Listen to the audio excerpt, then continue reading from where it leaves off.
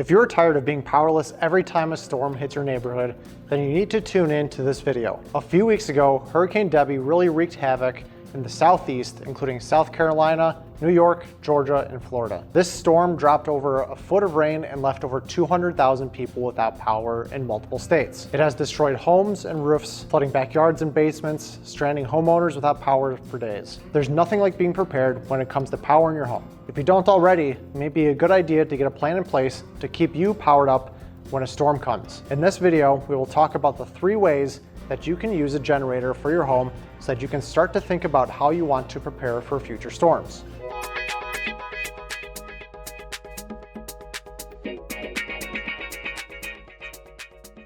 So let's talk about the 3 options for powering up your house when the power fails. The most popular way to use a generator is to buy a portable generator and run it outside in the driveway, hook up a power distribution cord from the generator into the house, where then you can plug in a sump pump, your refrigerator, or even your hot water heater. Depending on your generator, you can decide on what your essentials are to keep the home at a bare minimum of safety and function. It's pretty affordable in that you might spend anywhere from maybe $400 to $800, depending on the size of the generator that you use and what you want to remain powered. This method takes a little more preparation because you end up having to figure out how many extension cords you need to plug up to the appliances that you want running in your home during the outage. We can't forget about staying under your running wattage so that you don't overload the generator. We're not going to dive deep into that in this video, but we do have a guide where we talk all about the volts, amps, and staying under the wattage so that you don't trip the breakers on your generator.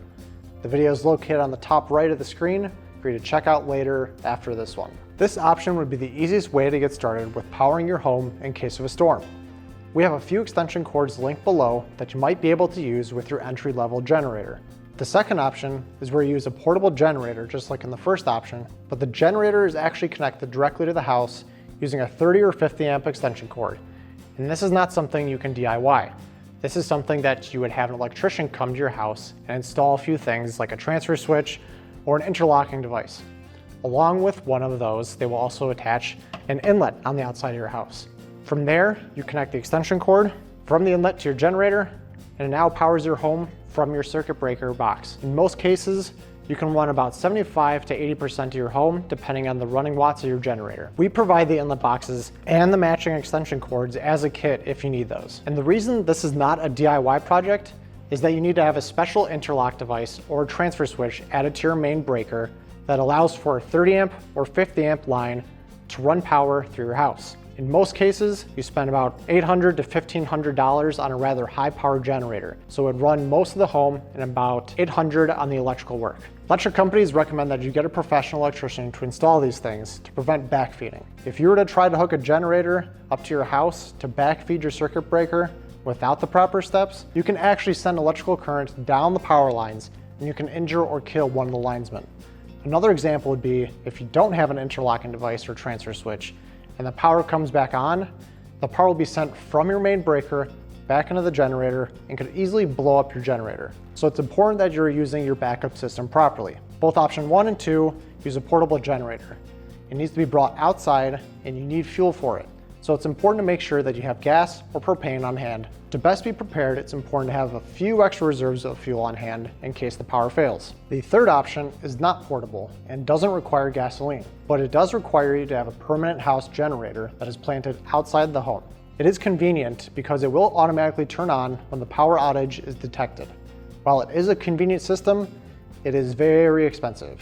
Typically anywhere from about $8,000 to $10,000 for a 2,500 or 3,000 square foot home. So you have to decide which of these options listed on the screen is right for you.